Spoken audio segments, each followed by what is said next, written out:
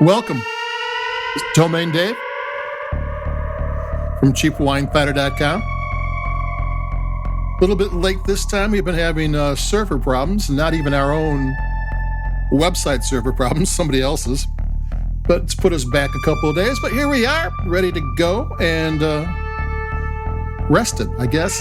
And today I've got a special wine in many different ways. Let me grab the bottle and I'll tell you what it is, and I'll tell you all about it. This is the Pleiades California White Wine 2019. And it's a wine from a very unique winemaker. The man's name is Sean Thackery. He passed away in May of this year, May of 2022. And he has a story to tell, and wine with a story is always better. So I'll get into this, and because the story is, the wine's excellent. We have the review on CheapWineFighter.com. I try to do as much as I can there, but we'll talk about it now. I'm going to take a sip, and we're going to tell the story. Back in the 70s in San Francisco, Sean Thackery was a curator, archivist, and he had an art gallery. And he one of the things he archived and curated was ancient books. And he's one of those kind of guys who would have people over so they could all speak Latin to each other. So he was reading these books, and these are ancient texts. And he was reading wine. One of the books is from 2,400 years ago about how to make wine, and all these texts from the 15th and 16th century. He has a whole archive. He has like 900 of these wine books from the past, from the ancients, that this is how they made wine back then. And he read it, and he used to serve wine at their art gallery showings. And he decided, maybe I should make my own wine,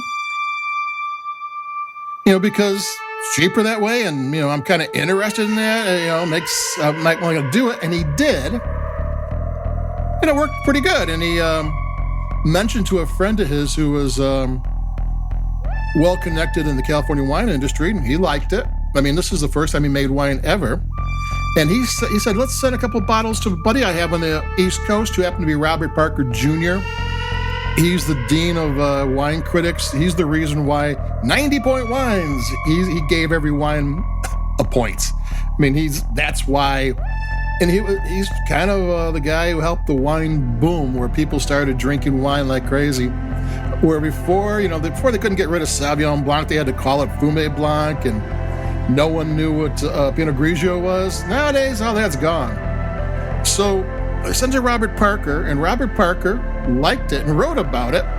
So here's this art dealer who read some ancient books on wine and made one batch, and now he's famous. Or at least he's written up in wine books in the 70s, like mid-70s. Let me take another sip. So he starts making wine in his backyard. And I saw a TV show from the BBC where he has this huge, like 10-foot tall redwood vat in his backyard, and he has a tarp over it, and it's underneath a tree. He has barrels strewn all over the place. He makes small batch wines, and he makes them the way he wants. And he'll always have several barrels that are experiments, see if it works. And they taste it. Oh, that works. We're going to do that next time.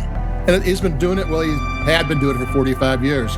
Now, it had been Sean Thackery wines for a long time. In 2019, Sean had cancer, and he survived that, and he was 79 when he passed. So to make sure that his wines lived on, he established a team that got together, learned how he did it, learned his ways, learned the books.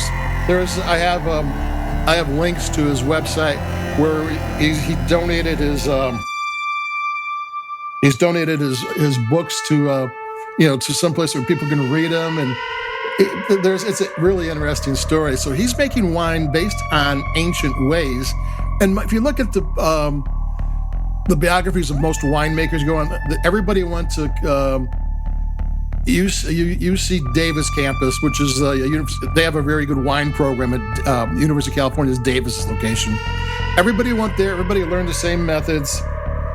It's one of those things, and here's this guy who's making wine based on what the Greeks did and what Renaissance Italy did and what Renaissance France did. And I'm going to take another sip.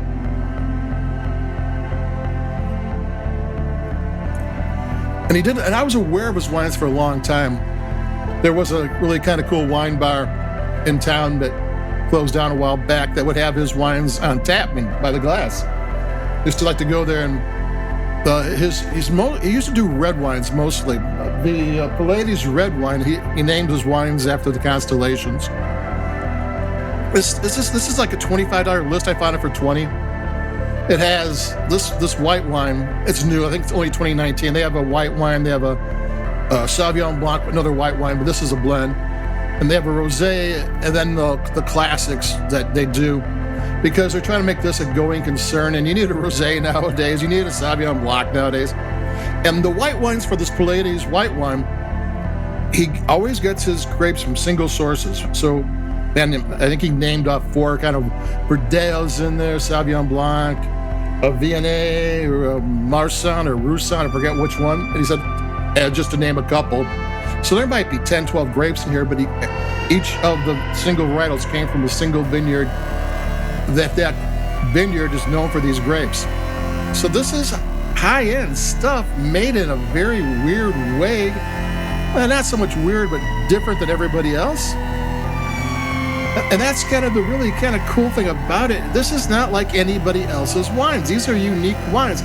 And this white wine, I've always had the red wines before, loved them, is great. I mean, I love this thing. Just took another sip. It has character. It keeps on, it's one of those wines that as it warms up, it keeps on changing the flavors. The nose just kind of has some weight to it, but the flavors are all light and bright and agile, and it engages your palate. This is a really good wine for $20. We do a lot of wines, and the closer we get to under 10, like closer we get to 0, the more people like it. But this is one of those wines for $20, which is a huge bargain. I mean, I don't know. A lot of his wines can be aged, and I don't know cellared, and I don't know if this one can. This is 2019. I know his Orion and a couple others they're still going after 45 years, because these are not made in the drink it now style necessarily. These are not made to cut corners. These are not made to taste the same every year. If you like one of these wines, buy a bunch of it now, because next year might taste different. The blend might be different. The Mother Nature gives you different grapes every year. So there you go. If you hadn't known Sean Thackery, he's someone you should know. And the reason you don't know him, because he's on his own little section of wine. Nobody else is doing what he does. And you know what? These wine brands that I think there's like less than 11,000 bottles of this one. This is his big wine. The ones that make 100,000, 200,000 bottles a year, they're wonderful. I like those. They're the reasons why wine can be cheap. It's great, but this is a way to taste expensive wine and not have to pay a lot of money. He said that he wants to keep his wines as affordable as possible. His number one purpose as a winemaker is to produce pleasure. And he doesn't want some CEO to have these wines be $250 wines, and his wines will be somebody's status trophy.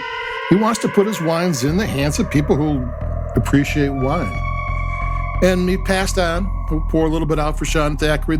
He's different than everybody else. His wines are cheaper than they should be. This thing is highly recommended by me, domain Dave, cheapwinefighter.com. For $20, I don't think, you're gonna be hard pressed to find a better white wine anywhere. I'm sure I don't taste a lot of expensive Chardonnays from Burgundy or anything, but you'd be hard pressed to get something. This is an excellent wine. This is a real deal wine, made the old way, made ways that nobody else makes it anymore, and it tastes great. What else do I got to say? He said, I read a review or read an interview or saw an interview with him. He says that nowadays winemakers are told that when as soon as you crush the grapes, you start fermentation right away. And he's been reading all these Renaissance books about winemaking, and they say, no, what you should do is put the wine off to the side, let it rest. And then when it's ready, wait a certain time, it'll taste twice as good. And that's what he does. There's a lot of those little things happening in these wines. So if that piques your interest, try to find it. You won't find it everywhere. It's not big, but he's been around forever. He was around 45 years. This Pleiades wine company's from 2019. Sean was alive up to the 2021 vintage. This is 2019. So there you go. Domain Dave, cheapwinefighter.com, with pouring one out for somebody who's doing it his own way and did it right his own way. And that's it for us. Cheapwinefighter.com. Like us, we like your podcast, if you will. And that's it for me. Stay safe, stay warm, stay healthy, and stay cool. And adios. I'll be coming with you fairly quickly because we have a backlog of stuff to talk about. So adios, bye-bye. Take it easy, keep it cheap.